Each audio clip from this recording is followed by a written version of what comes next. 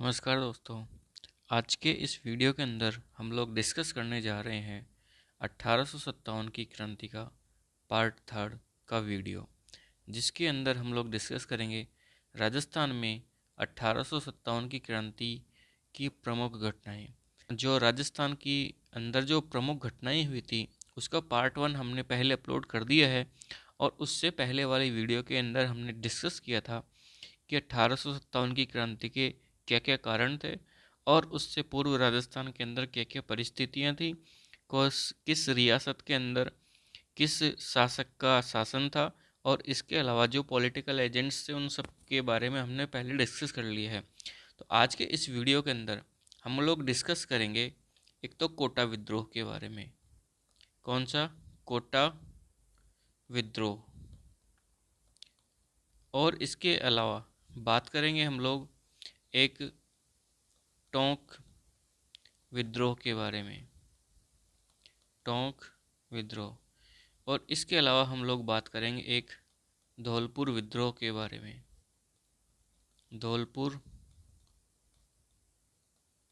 विद्रोह।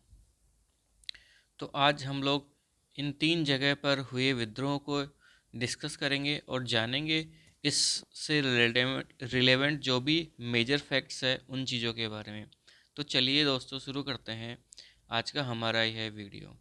आज के जो वीडियो का जो पहला टॉपिक है वह है कोटा का विद्रोह।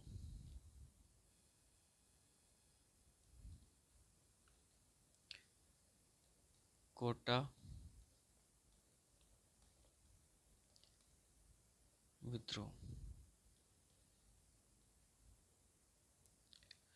जब कोटा के अंदर विद्रोह हुआ तब यहाँ पे जो शासन था तो वह शासन था राम सिंह द्वितीय का। किसका शासन था? राम सिंह द्वितीय। और यहाँ पर जिन लोगों ने विद्रोह किया उनमें प्रमुख नाम आता है विद्रोही। विद्रोहियों के अंदर पहला नाम आता है जय दयाल का। जय दयाल। और इसके अलावा एक नाम आता है मेहराब खान का। क्या है? मेहराब खान। जो जय दयाल है वो यहाँ पे वकील थे और मेहराब खान यहाँ पे रिसालदार थे। क्या थे? रिसालदार। रिसालदार सेना के अंदर सबसे बड़ी पोस्ट होती है, जिसे आ, ये सेना का सेनापति भी कहा जा सकता है। और अगर बात करें जय दयाल की, तो जय दयाल जो मूलतः निवासी था वो था मथुरा का। और मेहराब खान ये थे करौली के। जब यहाँ पे कोटा में जो विद्रोह हुआ तो कोटा का विद्रोह राजस्थान का सबसे बड़ा जन विद्रोह था। राजस्थान का सबसे बड़ा जन विद्रोह। और इस विद्रोह की एक खास बात और यह थी कि इसके अंदर महिलाओं ने भी पार्टिसिपेट किया। यानी इस विद्रोह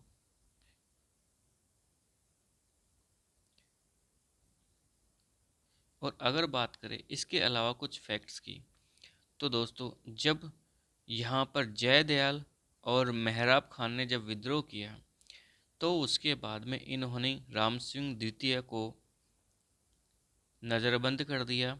और इसके अलावा जो यहाँ की स्थिति की बात करें, जो पॉलिटिकल एजेंट थे बर्टन साहब। कौन थे यहाँ पे? बर्टन। तो बर्टन की हत्या कर दी। हत्या। और इनके दो बेटों को भी मार गिराया। दो बेटों की भी हत्या कर दी गई। इसके अलावा यहाँ पर एक डॉक्टर थे सेल्डर, तो उसकी भी हत्या कर दी गई। सेल्डर नामक डॉक्टर की भी हत्या। तो इस तरीके से यहाँ पर काफ़ी अंग्रेज अधिकारी मारे गए, जिसके अंदर प्रमुखतया यहाँ का जो पॉलिटिकल एजेंट था बर्टन साहब, यह और इनके दो बेटों की हत्या कर दी गई। इसके अलावा एक सेल्डर नाम का जो डॉक्टर था उसकी भी हत्या कर दी गई। इसके अलावा अगर हम लोग बात करें तो सेविल क्रॉटम, देवीलाल, इन सब की भी यहाँ पे विद्रोहियों ने हत्या कर दी थी। अब बात करें इसके अंदर कहानी कैसे शुरू हुई, कहाँ शुरू हुई, क्या हुआ था, उन सब चीज़ों की बात करते हैं। तो यहाँ पर दोस्तों सबसे पहले हम लोग बात करें कोटा के अंदर जो राम सिंह द्वितीय था, राम सिंह द्वितीय, इसको सेना ने अपने ही महल के अंदर नज़रबंद कर दिया था, नज़र बंद कर दिया। और इधर से बर्टन व अन्य अंग्रेज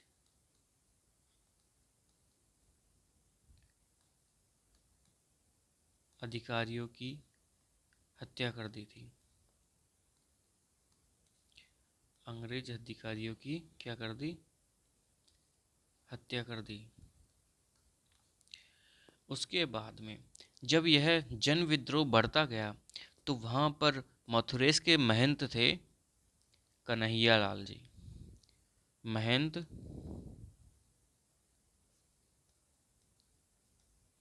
कन्हैया लाल।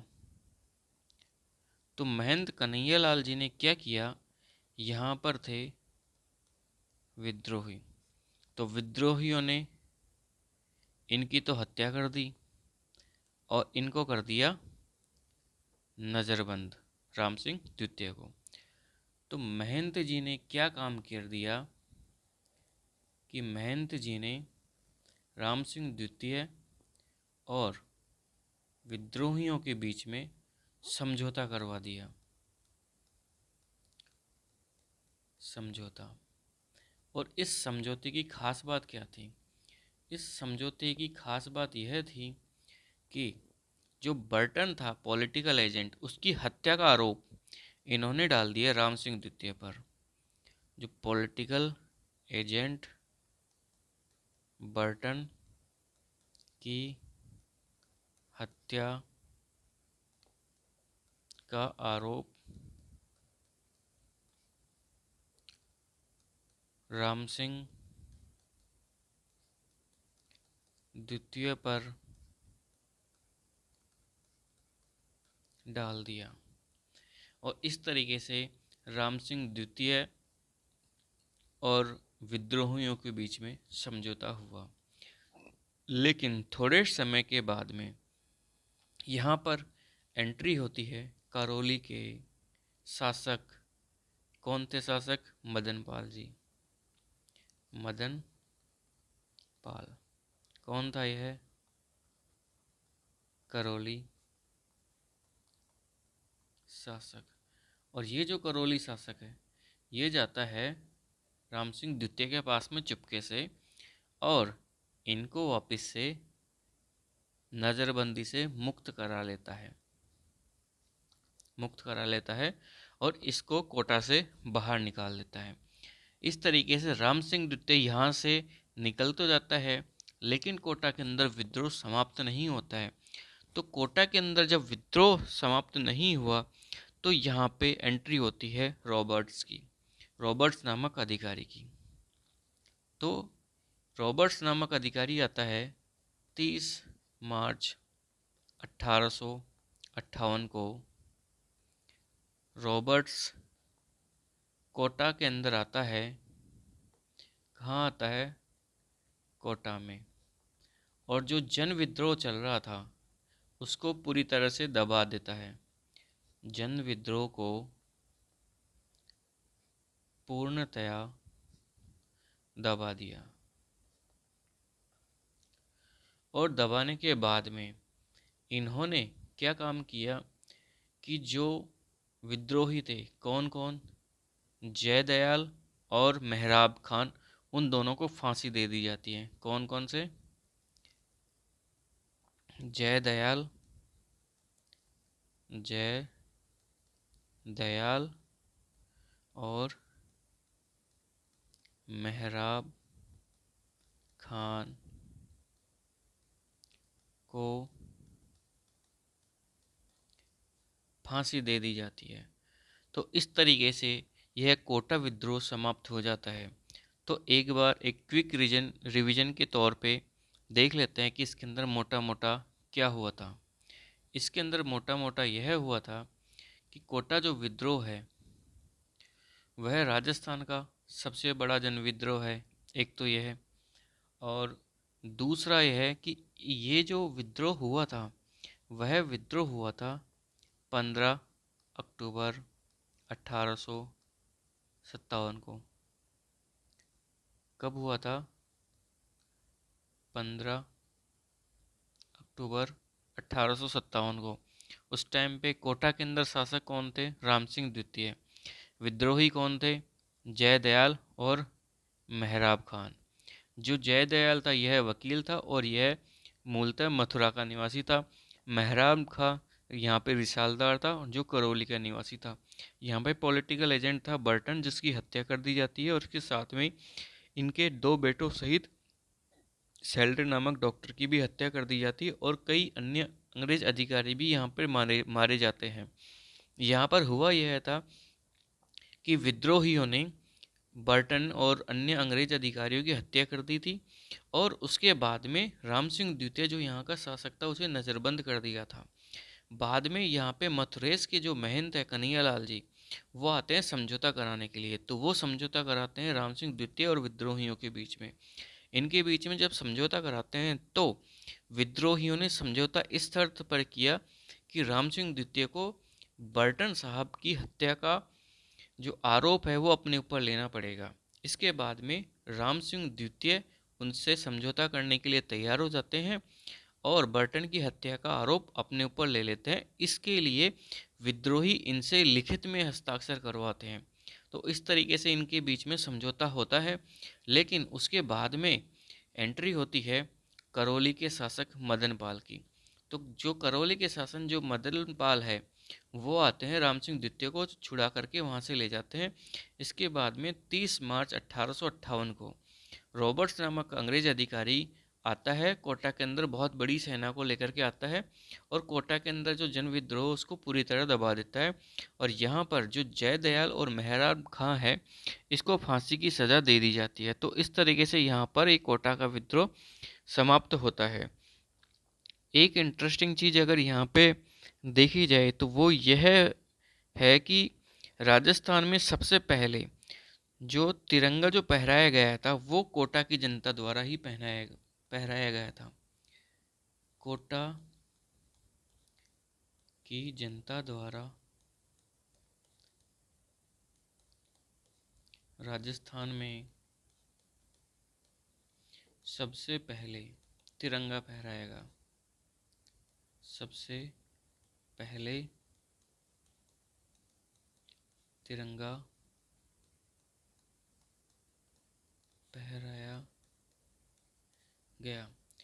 जब यहाँ पे राम सिंह द्वितीय को नज़रबंद किया गया था तो राम सिंह द्वितीय की जो तोपों की सलामी वो कर दी थी 15 से 11। तोपों की सलामी वो कर दी थी 15 से 11। और मदन पाल की जो तोपों की सलामी थी, तोपों की सलामी उसे कर दिया गया था 17। तो यहाँ पे ये थोड़ा सा एक इंटरेस्टिंग फैक्ट ध्यान रखना कि राम सिंह द्वितीय की तोपों की सलामी को तो कम कर दिया गया था, और मदन पाल की तोपों की सलामी को बढ़ा दिया गया था, और बढ़ा करके कर दिया गया था 17। तो इस तरीके से ये कोटा के अंदर विद्रोह समाप्त होता है और उसके बाद में स्टार्ट होता है हमारा अगला कहाँ का विद्रोह, टोंक का विद्रोह। तो हमारा जो अगला टॉपिक है वो हो जाता है टोंक का विद्रोह। दूसरा हम लोग लेते हैं टोंक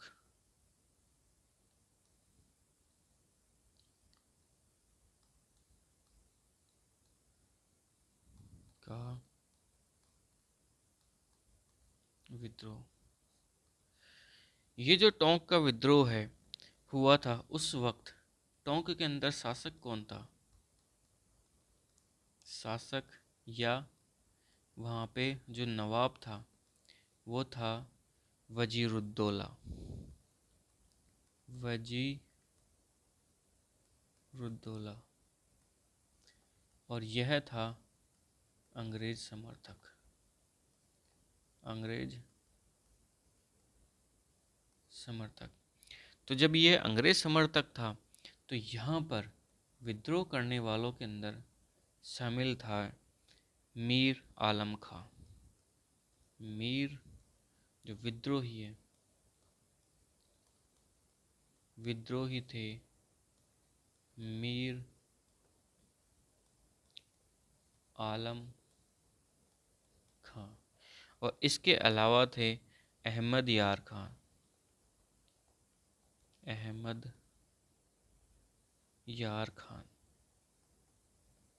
अहमद यार खान। अहमद यार खान निवासी था निम्बा हेड़ा का। और आप कमेंट बॉक्स में यह बताइए कि ये जो आ, निम्बा हेड़ा है वह वर्तमान में कहाँ पर स्थित है। इसके अलावा अगर बात करें विद्रोहियों के अंदर तो एक विद्रोही और था मोइनुद्दीन। क्या था? मोइनुद्दीन।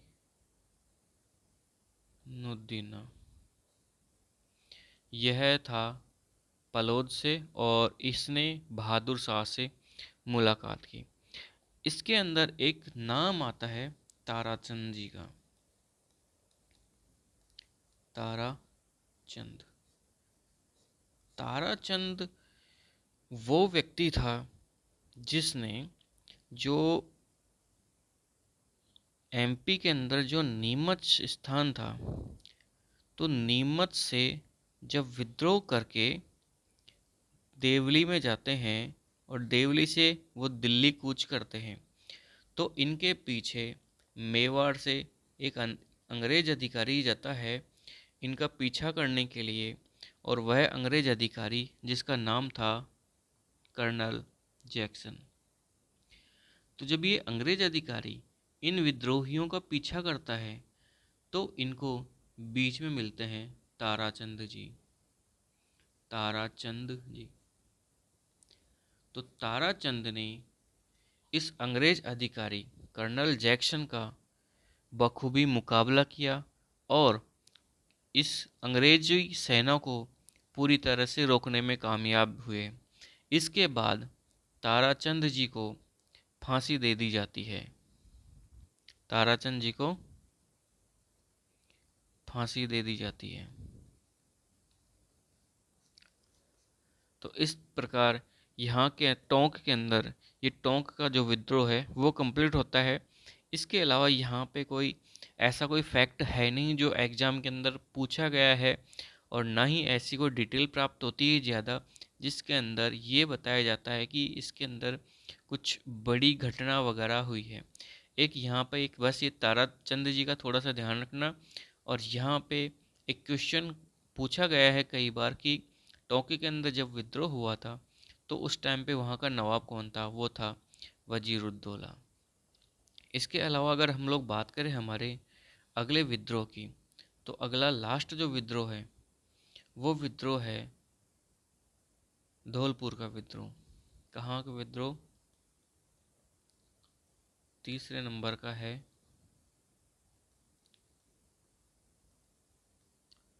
धौलपुर का विद्रोह। ये जो धौलपुर का विद्रोह है ये धौलपुर का विद्रोह यह स्टार्ट हुआ था जून 1857 के अंदर, और यह एकमात्र ऐसा विद्रोह था जहां पर जो विद्रोही सेना थी, विद्रोही सेना,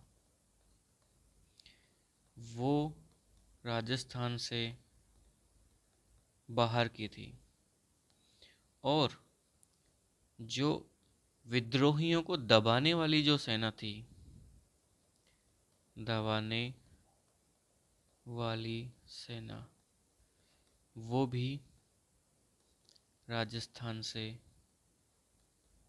बाहर की थी। धौलपुर के विद्रोह के अंदर जो विद्रोह किया था वो किया था देवा नामक गुर्जर ने।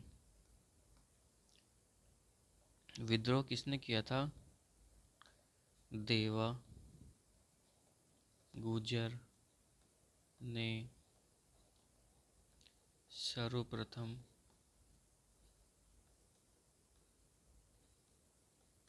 विद्रोह आरंभ किया। उसके बाद में जो इसका साथ देने वाले थे वो थे राव रामचंद्र, राव रामचंद्र, और ये रिप्रेजेंट कर रहे थे इंदौर से। और इसके अलावा बात करें, एक थे हीरालाल जी। हीरालाल जी ये थे ग्वालियर में। जब धौलपुर के अंदर जब विद्रोह हुआ तो थेवा गुर्जर ने जब विद्रोह स्टार्ट कर दिया था, उसके बाद में इंदौर की जो सेना थी वो भी इस विद्रोह के अंदर शामिल हो गई, और ग्वालियर की सेना भी इसके अंदर शामिल हो गई। तो जो इंदौर की जो सेना थी उसको रिप्रेजेंट किया, यानी उसका प्रतिनिधित्व किया राव रामचंद्र ने, और जो ग्वालियर की जो सेना थी उसका प्रतिनिधित्व किया हीरालाल जी ने। तो इस तरीके से यह विद्रोह शुरू होता है, लेकिन यहाँ पे जो शासक है वो थे भगवंत जी। कौन थे? भगवंत जी।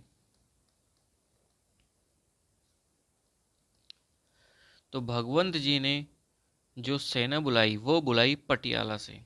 कहाँ से? पटियाला से सेना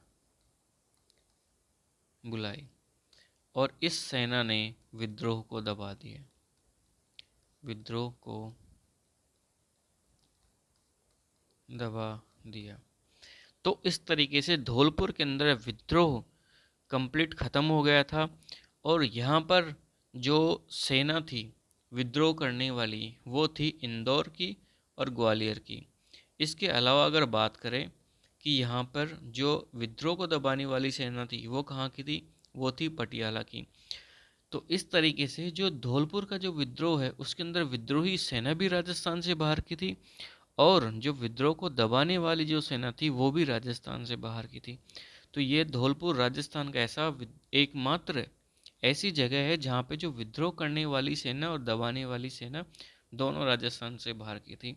तो ये क्वेश्चन एग्जाम के अंदर कई बार पूछा गया है, तो इसका आपको थोड़ा सा विशेष करके ध्यान रखना है। और यहाँ पे जो विद्रोह शुरू हुआ था वो कब शुरू हुआ था? जून 1857 में। तो चलिए आज के टॉपिक का एक बार की क्विक रिविजन ले लेते हैं कि कौन कौन से विद्रोह हुए थे और उनके बारे में जो इम्पोर्टेंट फैक्ट्स वगैरह है वो। तो दोस्तों आज के इस वीडियो के अंदर हमने जो डिस्कस किया वह है एक तो कोटा का विद्रोह, टोंक विद्रोह और धौलपुर विद्रोह। अगर बात करें कोटा विद्रोह की, तो जो कोटा विद्रोह शुरू हुआ था वो हुआ था 15 अक्टूबर 1857 के अंदर, और यह राजस्थान का सबसे बड़ा जन विद्रोह था। इसके अंदर जो शासन था वो था राम सिंह द्वितीय का। विद्रोही थे जयदयाल और मेहराब खां। जयदयाल यहाँ पे वकील था, वो मथुरा का निवासी था। मेहराब खां रिसालदार था जो करौली का निवासी था। इसके अलावा बात करें पॉलिटिकल एजेंट की, तो पॉलिटिकल एजेंट यहाँ पे था बर्टन साहब, और इनकी हत्या और इनके साथ में इनके बच्चों की हत्या और साथ में सेल्डर नामक डॉक्टर की भी हत्या कर दी गई थी। और इसके अलावा और भी कई अंग्रेज अधिकारी थे जिनकी हत्या यहाँ पे कर दी गई थी। यहाँ पर जो विद्रोही थे, विद्रोहियों ने क्या किया कि पहले तो राम सिंह द्वितीय को नज़रबंद कर दिया और इसके अलावा बर्टन और अंग्रेज अधिकारियों की हत्या कर दी। और जब यहाँ पे मथुरेश के महंत, मैथरेस मंदिर है, तो उसके महंत कन्हैयालाल जी जब समझौता कराने के लिए आए, तब जो विद्रोहियों ने इस शर्त पर समझौता किया कि राम सिंह द्वितीय को जो पॉलिटिकल एजेंट बर्टन है उसकी हत्या का आरोप अपने ऊपर लेना पड़ेगा और जो कि रिटर्न के अंदर इनको देना पड़ेगा। तो राम सिंह द्वितीय इस चीज़ पर एग्री हो गए थे और उसके बाद में महंत ने इन दोनों के बीच में समझौता करवा दिया। तब करौली के जो शासक है मदन पाल जी, वो एंट्री लेते हैं और राम सिंह द्वितीय को छुड़ा करके लेके आ जाते हैं। इसके बाद में 30 मार्च 1857 को रॉबर्ट्स नामक का जो अधिकारी है वो एक सेना लेकर के आता है कोटा के अंदर और विद्रोहियों को पूरी तरह से यहाँ से कोटा से मुक्त करवा देता है। और यहाँ पर जो जयदयाल और मेहराब खां थे, इनको उसने फांसी की सज़ा दिलवा दी। तो इस तरीके से यहाँ पे ये विद्रोह कंप्लीट होता है। और यहाँ पर जो राम सिंह द्वितीय है उसकी तोपों की सलामी को 15 से कम करके 11 कर दी जाती है। और चूंकि मदन पाल ने राम सिंह द्वितीय को नज़रबंद से वहाँ से कोटा से मुक्त करवाया था, इसलिए इसकी तोपों की सलामी को बढ़ा करके 17 कर दिया जाता है। तो कोटा का यह विद्रोह जनता द्वारा किया गया था और कोटा के अंदर सबसे पहले कोटा की जनता द्वारा यहाँ पे तिरंगा फहराया गया था राजस्थान के अंदर। और इसके अलावा हमने एक डिस्कस किया था टोंक के विद्रोह के बारे में।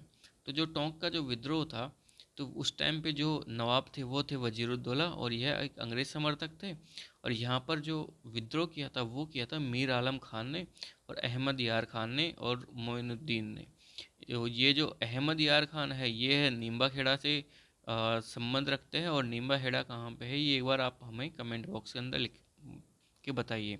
और यहाँ पर एक व्यक्ति थे ताराचंद जी। तो ताराचंद जी ने क्या काम किया था कि जब नीमच से जो विद्रोही जब विद्रोह करके दिल्ली की तरफ कूच कर रहे थे, तो उसके पीछे जो अंग्रेज अधिकारी है वो निक्सन सेना लेकर के गया उन विद्रोहियों को रोकने के लिए। तब ताराचंद जी ने इस जैक्सन अधिकारी का डटकर मुकाबला किया और जैक्सन को रोकने में सफल रहा। इसके बाद में ताराचंद जी को फिर बाद में अंग्रेजों द्वारा फांसी की सज़ा सुना दी जाती है। अगर बात करें धौलपुर विद्रोह की, तो धौलपुर विद्रोह शुरू हुआ था जून 1857 के अंदर। इसके अंदर जो विद्रोही सेना थी वो भी राजस्थान की थी, विद्रोह को दबाने वाली थी वो भी राजस्थान से भी थी। और यहाँ पे विद्रोह शुरू किया था देवाल गुजर ने। और देवा गुजर ने जब विद्रोह शुरू किया तो उसके बाद में इंदौर की सेना और ग्वालियर की सेना भी इस विद्रोह के अंदर शामिल हो गई। तो इंदौर की जो सेना थी उसके अंदर प्रतिनिधित्व किया था राव रामचंद्र ने और ग्वालियर की जो सेना थी उसको का प्रतिनिधित्व किया था हीरलाल जी ने। और भगवंत जी यहाँ पे क्या थे, शासक थे। जो भगवंत जी ने जब देखा कि विद्रोही बढ़ते जा रहे हैं, तो भगवंत सिंह ने क्या किया कि पटियाला से सेना बुलाई और पटियाला से सेना बुला करके इस विद्रोह को दबा दिया। तो इस तरीके से धौलपुर का जो विद्रोह है वो समाप्त होता है। और इसी के साथ में हमारा आज का ये वीडियो भी समाप्त होता है। हम अगले वीडियो के अंदर 1857 की क्रांति से रिलेटेड जो राजस्थान के अंदर घटनाएं हुई थी उस सारी घटनाओं को हम लोग अगले वीडियो के अंदर कंप्लीट कर देंगे।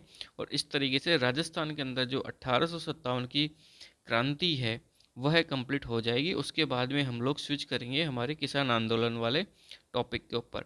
और इस तरीके से धीरे धीरे करते करते बहुत जल्दी हम अपने राजस्थान का जो आधुनिक इतिहास है उसको कवर कर लेंगे। और इसके साथ में ही हमने क्वेश्चंस की सीरीज भी चला रखी है और उस क्वेश्चन की सीरीज के अंदर 1857 की क्रांति से रिलेटेड अब तक जितने भी क्वेश्चंस पूछे हुए हैं और इसके अलावा जो मोस्ट इम्पोर्टेंट क्वेश्चंस है जो एग्ज़ाम के अंदर आ सकते हैं उन सब को हमने कम्प्लीटली डिस्क्राइब करके और उनको एनालिसिस हमारे इस चैनल के ऊपर प्रोवाइड करवा दिया है। तो आप वहाँ पर जा कर के अपनी प्रैक्टिस वगैरह भी कर सकते हैं और वहाँ पर ये चेक कर सकते हैं कि आप इस वक्त किस लेवल पे हैं, आपकी तैयारी का क्या लेवल है।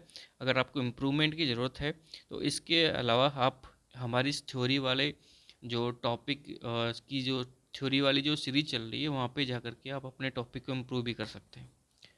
तो ठीक है दोस्तों, आज का इस वीडियो को यहीं पे वाइंड अप करते हैं। यह वीडियो देखने के लिए आपका बहुत बहुत धन्यवाद। जय हिंद, जय भारत।